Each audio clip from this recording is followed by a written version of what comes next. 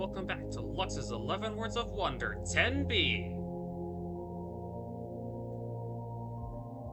So last time, I gave the remaining 11 of you your 10th prompt, which was, what was a requirement you needed to become the chosen one? Submitted by Jaden19248. Let's quickly get on to the votes. A total of 10 voters cast 139 votes. Another slight decrease, but still nothing worth canceling for.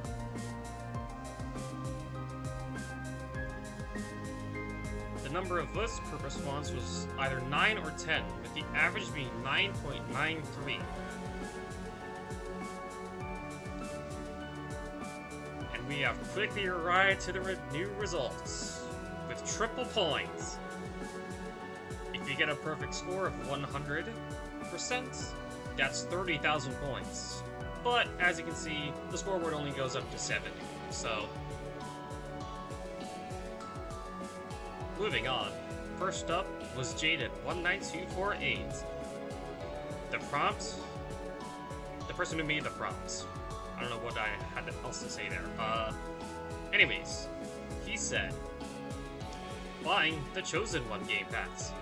It's only 59 payments of $799.99. Yes, I did do a reference to the Gumball commercial from the BFDI with this one. But either way, this one is relatable. Microtransactions are quite abundant nowadays, and I can see this happening. Either way though, that's a payment of almost $400,000. So yeah, pretty sick stuff. Also, for once, your second response is also shown. That one did worse though, but I'll also read it out. It was, hiring fortune tellers. How else would I forge prophecies of greatness?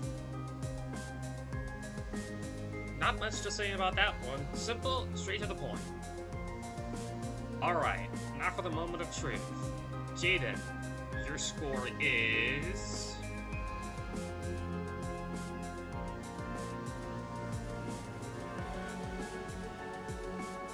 Oh, just barely below the safe zone of 54%. But on other news, your other response got exactly 50%. So both responses were about as equally as good.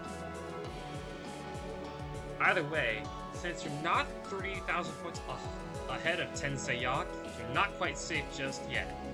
But I have a feeling that will change very soon.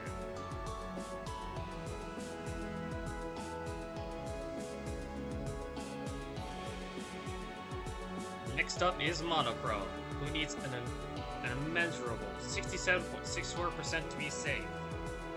He said, being compassionate towards others. Enriching motivation helps their inner passions thrive. I want to note that if you were to just read the words inside the parentheses, you would get, become the chosen one. A nice homage to a previous TWA response, or prompts, talking about this. I forgot which round it was, but it's a nice motive. And something to look back on it as one of my favorite prompts from that season. I think it's pretty clever. Let's see what the voters said.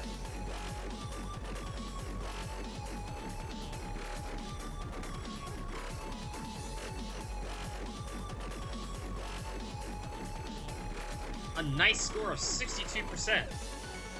Of course, that doesn't mean you're safe, but it's way too high to be dangerous. Nice job, Monochrome. You are essentially guaranteed a spot in the final 10.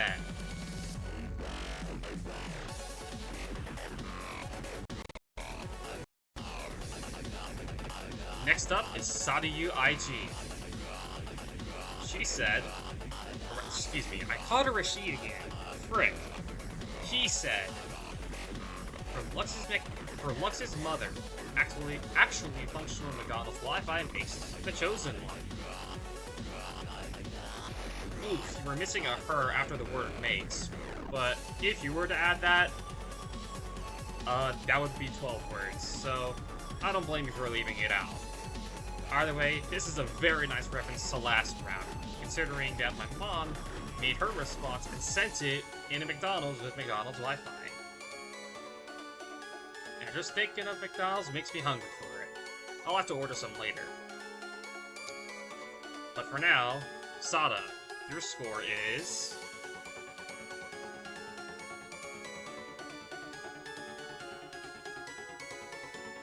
58%. Quite up there, I'll say that. Nice job.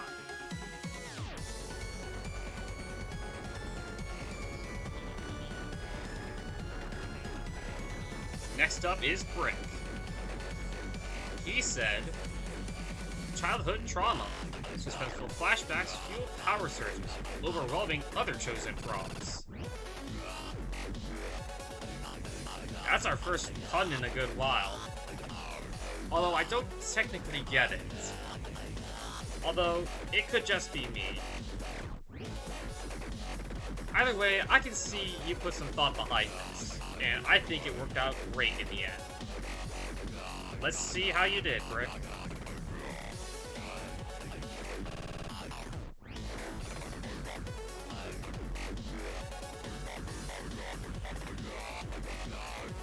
Despite being the only one to have 9 votes on their response, you still got an even score of 60%.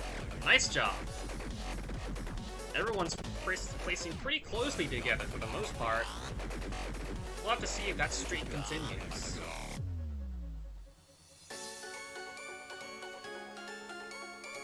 Fifth up is Brian128462. He said, being Korean. One can't be the chosen one without any one. Looks like the puns have taken over again. Although this one is something I definitely know, because the won is the Korean currency. And of course, won sounds just like 1, the number. So it makes sense. And there are a lot of incredible Koreans out there, so I don't blame you for making this response. Let's see how your puntastic response did, Brian.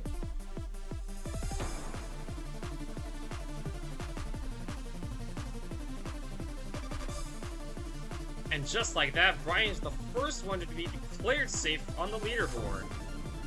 With an amazing score of 68%, you're well on your way on earning the double response prize for the next round.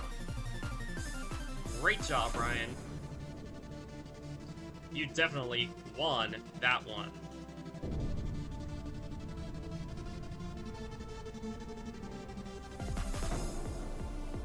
Next up is Santi. He said, being a stickman drawn in Adobe Flash and destroying a computer. I see this as a nice reference to animator versus animation. I haven't watched the entirety of it, but from what I heard, it's pretty awesome, and I should definitely check it out soon. So that said, I don't really have much else to add, since, again, I don't really know about this reference.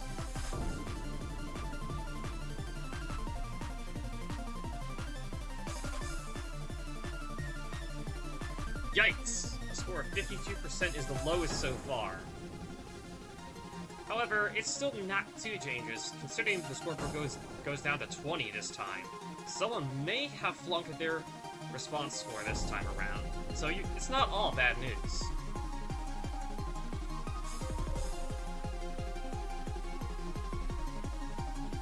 Next up is Tenezen. He said, I speak enchanting table language, enchanting loyalty to everyone I know. A nice reference to Minecraft. Although, a few days ago, I saw a shorts that decompressed on what each symbol corresponded to which letter. I'll send a screenshot of that after this episode premieres. But either way, I already speak enchanting table language, so I guess I'm the chosen one? Pretty cool. Also, let's check out your second response. I forgot Santy's, so sorry. His second response was, "I caught 'em all," I scream as I'm dragged towards grass. And this was a reference to Pokemon. Nothing much else to add. Let's see how your better response did.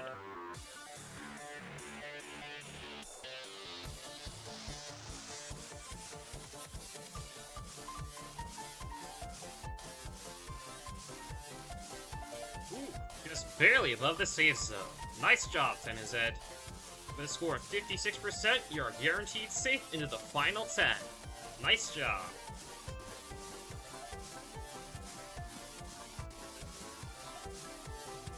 Next up is ChatGPT. He said, "One must flawlessly juggle flaming swords while reciting Shakespearean monologues backwards." This is the most ChatGPT thing I've ever seen in this competition so far. I don't really have much else to say. Although, because it was so ChatGPT-like, a few users actually caught on that this was ChatGPT's response, and may have voted it down. Let's see just how much they voted it down, though.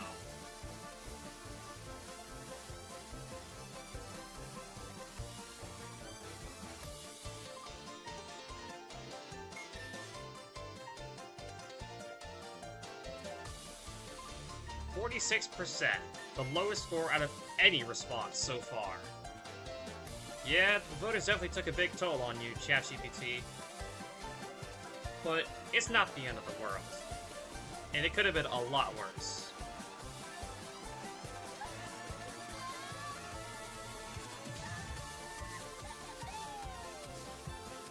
Just 3 more to place. Third to last up is Nader4. He said, "I got drawn as a black stinger in Adobe Flash."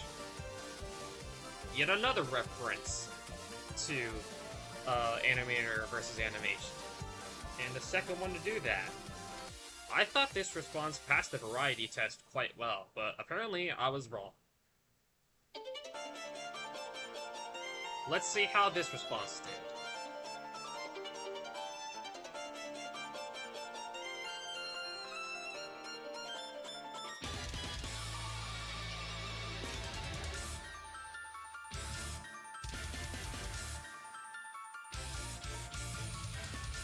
Yikes, that was a major sandblast.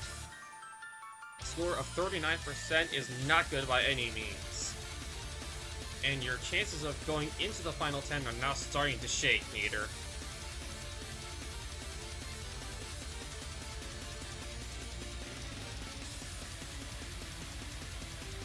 Second to last up is Joe Mama. She said, "Feel out of the loop here, but I'd say moral integrity." Plain and simple, and I like it. Nothing much else to add.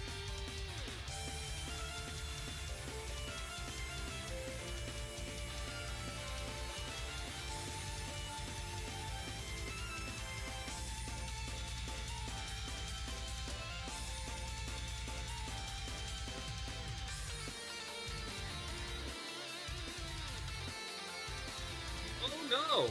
Only 27%. That is by far the lowest score so far. However, that does mean Nader4 is safe. But now Joe Mama's chances of advancing into the great final 10 are really starting to crumble.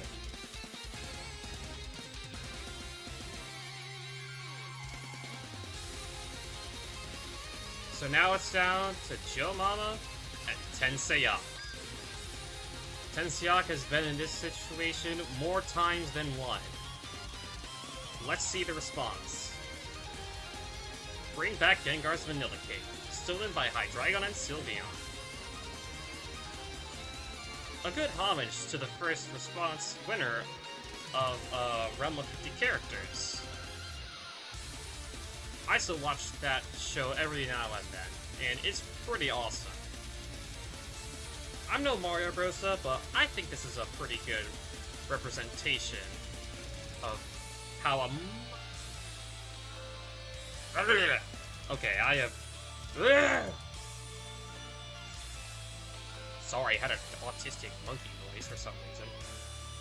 Either way, this response isn't original.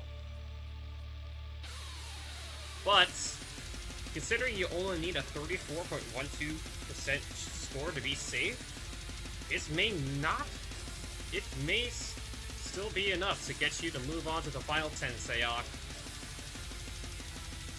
So it's down to you and Joe. The final one, moving into the final 10, is...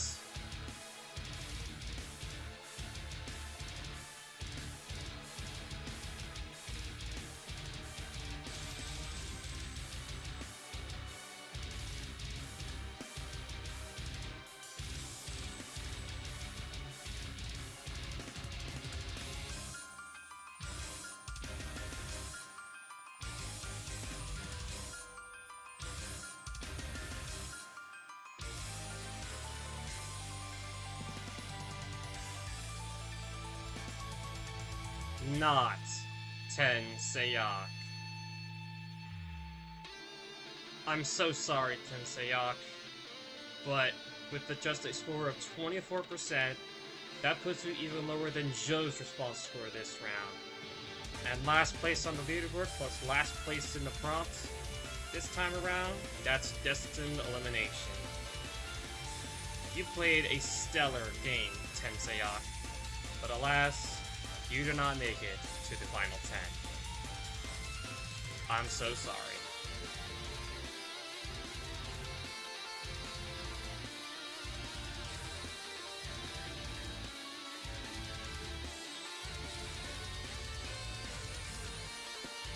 The total score and round score are on the right. But now, we must say goodbye to 10 Sayok. Well, what can I say? 10 Sayok, you were the epitome of an efficiency champion. Despite the efficiency curse being a well-documented thing in trials and evals in the past, you've managed to outrun the curse for too many episodes for me to even count. That's how good of an efficiency champion you were, 10 Sayok. And it pains me that it was you who just missed out on the final 10. You definitely had a great shot at winning this all. But unfortunately, your unoriginal responses caused your downfall in the end. I'm so sorry, 10 Sayok. Maybe next season you'll get them. But for now, that's a farewell from me.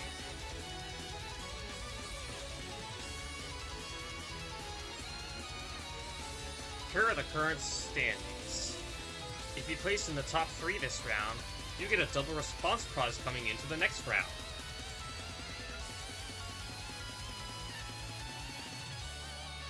Time for statistics. We had no notable events to go over, or either that or I was just lazy to put them here. Either way, Jaden19248 is still the frontrunner with an average rank of exactly 5. And with 10 Sayok gone, the new efficiency champion is now Joe Mama, with an average rank of 9.444. The consistency master is still Jaden19248 as well. And with 10 Sayok on, the new wildest survivor is now Nader4, with a rank standard deviation of almost 6. And finally, no surprises here, the Spotlight Hogger went down to just 1 again, and it's now Monochrome who holds that title.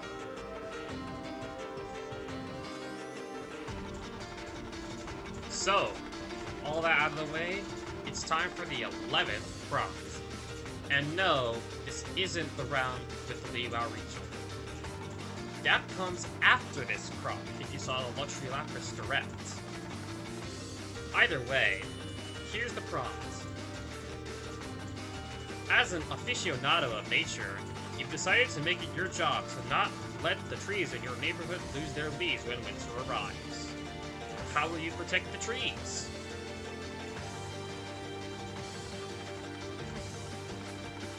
The prompt was not sponsored by the Borax, by the way. The deadline to respond is September 18th, 2025 at 8 p.m. Eastern Standard Time. I'll see you all in Leewell 11A. Until then, ciao.